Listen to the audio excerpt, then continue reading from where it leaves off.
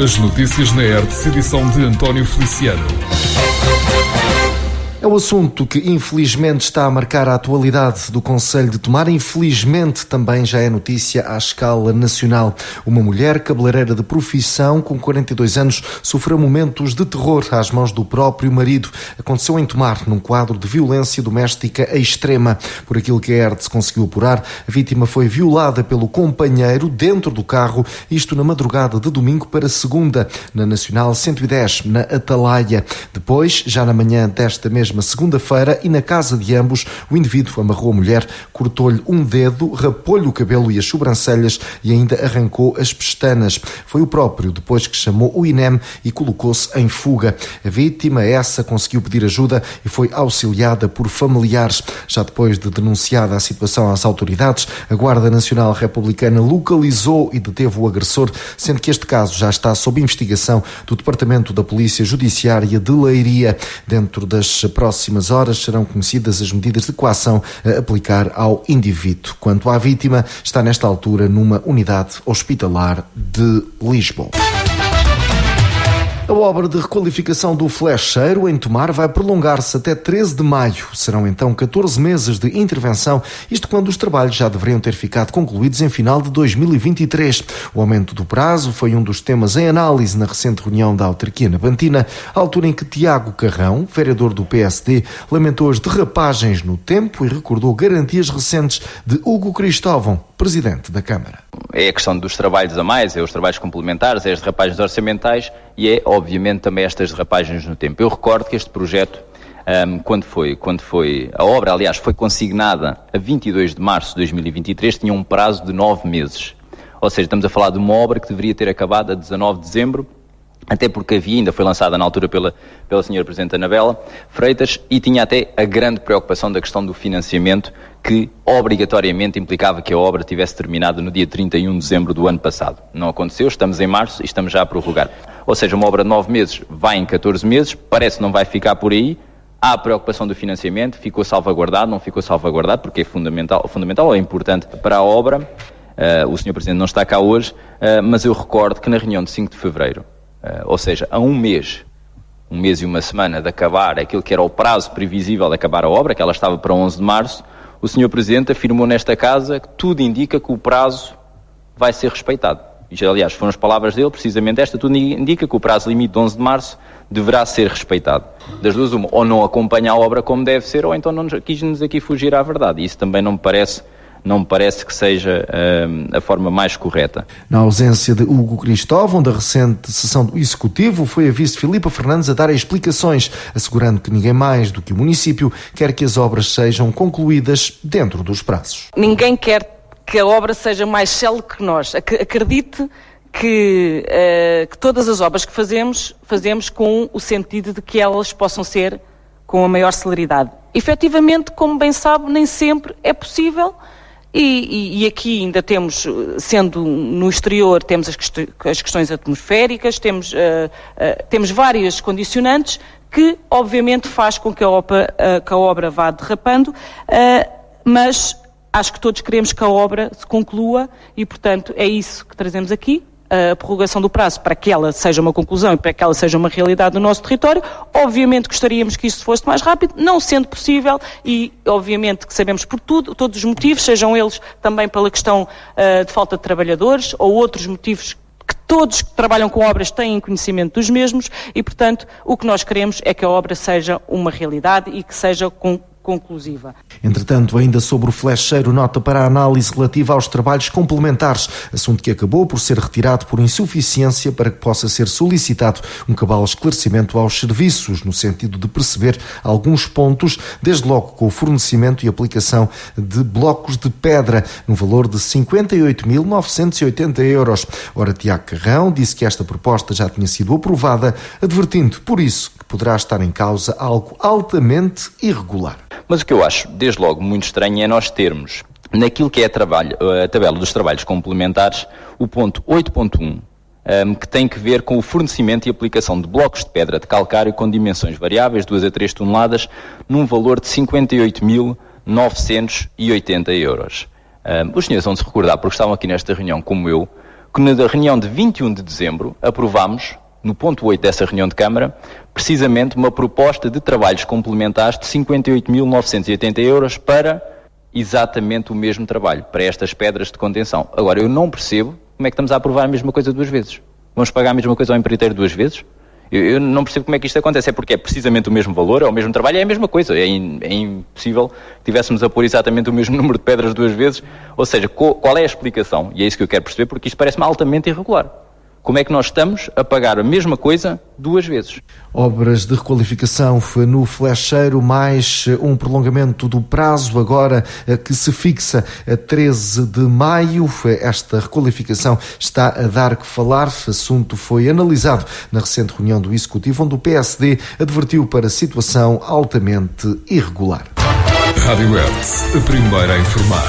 9 meses depois de ter tomado posse, eis que já se conhece o primeiro relatório das atividades desenvolvidas pelo provedor do município de Tomar, José Pereira, documento relativo ao período compreendido entre julho e dezembro de 2023. Recorde-se que a oposição, no caso o PSD, já tinha questionado o executivo do PS por diversas vezes sobre o atraso na divulgação do trabalho que tem sido efetuado.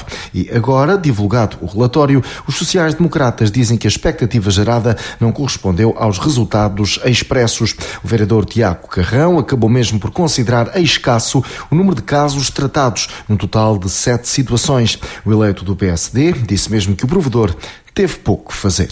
Parece-me que deveria aqui ter outro tipo de informação, porque aquilo que temos, e se formos a ver o relatório, que é para a atividade desde os meses de julho, ou seja, meio ano de dezembro de 2023, temos 1, 2, 3, 4, 5, 6, 7 pontos, mas para além da insuficiência dos pontos, ou seja, pelos vistos teve pouco que fazer, porque são apenas 7 pontos para 6 meses, é uma situação por mês, ao que parece, mas também temos muito pouca informação sobre o que acontece. A generalidade, tirando o primeiro ponto em que realmente sabemos que o caso foi concluído, isto trata-se essencialmente de reunião aqui, acompanhamento acolá, deslocação, reunião, tentativa, mas depois o que é que sai destas reuniões, o que é que sai destas deslocações? Houve diligências efetuadas internamente, porque supostamente é esse o papel do provedor, é pegar naquilo que são as situações, as preocupações, os anseios dos municípios e levá-las ao município e tentar levar as coisas a bom porto ou ajudar a que as coisas andem. Eu não sei se isso acontece ou não, acho que ninguém consegue saber se isso acontece ou não, porque realmente há uma deslocação aqui, há uma deslocação acolá, foi bem recebido, há um acompanhamento de diversas situações e ficamos todos na mesma. O que eu deixava era aqui este reparo e este desafio, era que também do lado da governação, tendo em conta que foi a governação também que selecionou e escolheu o atual provedor, que fosse mais alguma exigência para nós também podermos ter um melhor conhecimento daquilo que são as situações e as suas resoluções, se é que existem. Primeiro relatório de atividades do provedor do município de Tomar não convenceu o Partido Social Democrata. Rádio Hertz, informação.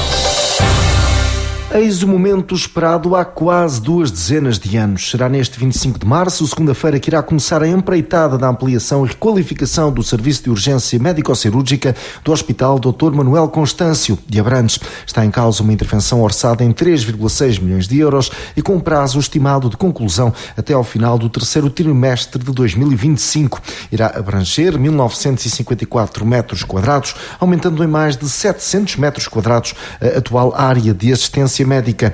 O projeto visa reorganizar o espaço, dotá-lo de melhores condições de funcionamento através da criação de uma sala de pequena cirurgia de 2 quartos de isolamento, refere uma nota de esclarecimento da Unidade de Saúde Local do Médio Tejo. As novas instalações da Urgência Médico-Cirúrgica de Abrantes vão permitir, desta forma, prestar o melhor serviço aos cidadãos, mas igualmente para dotar os profissionais de melhores condições de trabalho. A primeira fase da empreitada vai decorrer exclusivamente no local onde estava localizada a antiga consulta externa da unidade hospitalar, que se encontra desativada, não causando qualquer constrangimento aos utentes. É o objetivo da OLS Médio Tejo executar cada uma das 3 fases da obra com o mínimo constrangimento possível. A informação é avançada pela Tejo Ambiente. Será feita uma limpeza ao reservatório da Mendacha, no concelho de Tomar, a ação que irá decorrer no dia 27 de março. Será, pois, necessário proceder a um corte de abastecimento, desde logo com eventuais transtornos na freguesia de Carregueiros. A limpeza está programada para o período compreendido entre as 9 da manhã e as 15 horas. A Tejo Ambiente alerta que até à normal reposição do abastecimento de água poderão ocorrer anomalias no seu fornecimento, pelo que agradece a habitual compreensão e colaboração de todos para os eventuais incómodos que esta situação possa causar. Rádio Hertz, a primeira a informar. É já nesta sexta-feira, 22 de março, que terá lugar mais uma edição das Jornadas do Consumo, iniciativa que decorre na Biblioteca António Cartacho da Fonseca, em Tomar, e que é promovida pelo município, Centro de Informação Autárquico ao Consumidor e Direção-Geral do Consumidor. Registro para as presenças do Diretor-Geral do Consumo, Pedro Portugal Gaspar, do Presidente Emérito da Associação Portuguesa do Direito de Consumo, Mário Frota, e ainda de Sandra Passinhas, do Centro de Consumo da Faculdade de Direito da Universidade de Coimbra, entre outras presenças que vão abordar temas tão diversos como os contratos eletrónicos ou o consumo consciente e sustentabilidade. No final, haverá lugar a um debate sobre o papel do consumo. As jornadas vão ainda ser palco para a assinatura de um protocolo entre a Câmara de Tomar e a Direção-Geral do Consumo, como refere o vereador do município, Helder Henriques, que deixa também o convite à participação do público. Na próxima sexta-feira, dia 22 de março, iremos ter na Biblioteca Municipal as Jornadas do Consumo. Terão início às 10 da manhã e irão prolongar-se até às 17 horas, previsivelmente. Faço aqui o convite à população para que marquem presença. Todos nós somos consumidores, todos nós estamos sujeitos a informações que nos levam a tomar decisões por vezes não correspondem àquilo que nós pretendíamos e, como tal, temos uma boa oportunidade para, nestas jornadas, nos inteirarmos dos riscos que corremos, das possibilidades de sermos enganados e, acima de tudo, termos alguém que olhe por nós, que nos defenda, que nos inspire segurança e confiança através do Centro de Informação Autárquico do Consumidor, que funciona precisamente aqui no município e para o qual nós iremos renovar o protocolo nesta sexta-feira. Protocolo este que já existe. Portanto, era esta nota que eu queria dar e convidar a população a marcar presença na Biblioteca Municipal António Cartacho da Fonseca, precisamente para acompanhar as Jornadas do Consumo. É assim, já nesta sexta-feira, na Biblioteca de Tomar, mais uma edição das Jornadas do Consumo, uma iniciativa aberta à população. Rádio Hertz, informação. Um homem de 23 anos foi detido pela Guarda Nacional Republicana, indiciado da prática de tráfico de droga. Aconteceu na localidade de Marinhais, concelho de Salvaterra de Magos. No âmbito de uma ação de patrulhamento, os militares da GNR abordaram o condutor de um veículo que manifestou um comportamento suspeito. No âmbito das diligências policiais, foi realizada uma busca à viatura e uma revista pessoal de segurança ao suspeito, que culminaram na apreensão de 180 doses de AX e na detenção do jovem. O detido foi constituído arguido e os factos foram comunicados ao Tribunal Judicial de Benavente. A Feira Orém já tem cartaz, foi divulgado em recente conferência de imprensa. Vamos aos pormenores com a Beatriz Luz. Marisa, Calema, José Malhoa, Quinta do Bilo e Função Pública compõem o cartaz musical da próxima edição da Feira Orém, que decorre de 19 a 23 de junho entre o Centro Municipal de Exposições e o Parque da Cidade Dr. António Teixeira, evento que foi apresentado em recente conferência de imprensa pelo Presidente da Câmara, Luís Miguel Albuquerque. Precisamente nessa ocasião, o autarca apontou a Feira Orém como uma montra de prestígio e uma plataforma de oportunidades ímpares para os agentes económicos locais, regionais e nacionais. Para além da música, registro para a restauração, com uma área de street food, bares, expositores de automóveis e máquinas agrícolas, diversões, entre outros. A entrada é gratuita, com bilheteira apenas para alguns espetáculos. Luís Miguel Albuquerque falou assim de um evento estratégico. Mais do que uma feira, este certame apresenta-se como um encontro de visões, uma concentração de coletividades e agentes impulsionadoras da economia que enriquecem o nosso tecido empresarial. Para o município de Orém, a Feira Orém manifesta-se como uma solução estratégica que proporciona aos investidores condições vantajosas, custos moderados e acesso ao amplo mercado consumidor. Renovado em 2018, esta é a 6ª edição neste formato. Seria a 7ª se não tivesse sido interrompido com o Covid, e a programação de cada edição é desenhada para refletir a diversidade e a riqueza da nossa região, chegando a 2024 com provas dadas de que é uma aposta ganha. À semelhança de anos anteriores, a Feira Orem 24, as instituições terão presença em espaço privilegiado e os visitantes poderão desfrutar de uma vasta gama de exposições, abrangendo desde as atividades económicas locais até o engenho que revela a alma dos nossos artesãos. A gastronomia, obviamente, continuará também a ter um local de destaque neste certame, permitindo elevar os sabores tradicionais que orgulhosamente caracterizam Orem. Feira Orem já com cartaz, aqui Luís Miguel Albuquerque, Presidente da Câmara Oriense, a apresentar os nomes que irão então compor esta iniciativa. Rádio Hertz, a primeira a informar. Vamos agora avançar para a nota do dia, hoje com Sara Costa. Caras e caros ouvintes, permitam-me que nesta minha primeira nota do dia, depois das eleições, tece alguns considerandos. Em primeiro lugar, ressalvo a abstenção. Foi alcançado o maior número de eleitores de sempre numas eleições em Portugal. Falamos de cerca de 6 milhões de votantes entre os 9,2 milhões de inscritos, para uma abstenção de 33,8%. A mais baixa de sempre dos últimos 30 anos. Felicito assim todos que exerceram o seu dever cívico assente numa responsabilidade de cidadania. Em segundo lugar, os vencedores da noite. Aqui tendo a concordar com a afirmação do diretor do Expresso, João Vieira Pereira, não há grandes derrotados, mas perdemos todos pela situação de ingovernabilidade em que o país fica.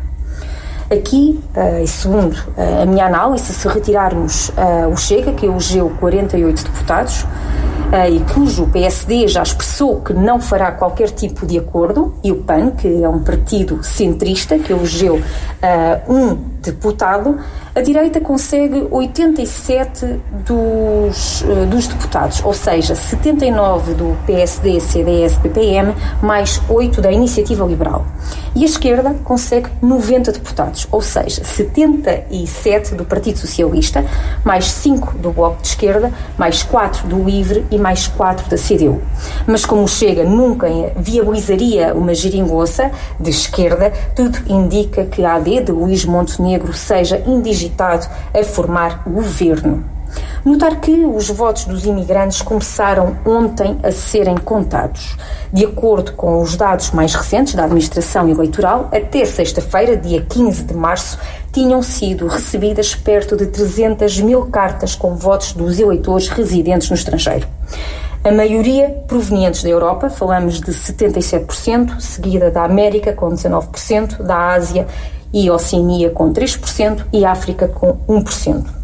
O número de cartas recebidas representa 19,42% dos eleitores dos dois círculos, ou seja, falamos da Europa e fora da Europa, que elegem ambos 2 deputados cada. Em terceiro lugar, ressalvo a grande vitória do LIVRE, que fez uma excelente campanha com muita elevação e que passou de 1 deputado para 4. Considero uma vitória justa e, na minha opinião, foi, sem dúvida alguma, o grande vencedor da noite. Por outro lado, a CDU foi o grande derrotado. Passaram de 6 para 4 deputados. De notar que o Chega passou de 12 deputados para 48, seja por apoiantes ou por aqueles que se revêem nestas ideologias, ou simplesmente voto de revolta, aqui digo revolta / descontentamento. Espero que os partidos com maior representatividade olhem para estes resultados e façam uma reflexão bastante profunda, porque creio que o país precisa de futuro, precisa de evolução, esperança e não de repressão, retrocesso civilizacional como este partido apregoa. Uma boa semana a todos. Muito obrigada. Sara Costa aqui com a sua nota do dia. Rádio Hertz, informação. Concluímos assim mais esta edição. Continue desse lado. Estas e outras notícias em radiohertz.pt.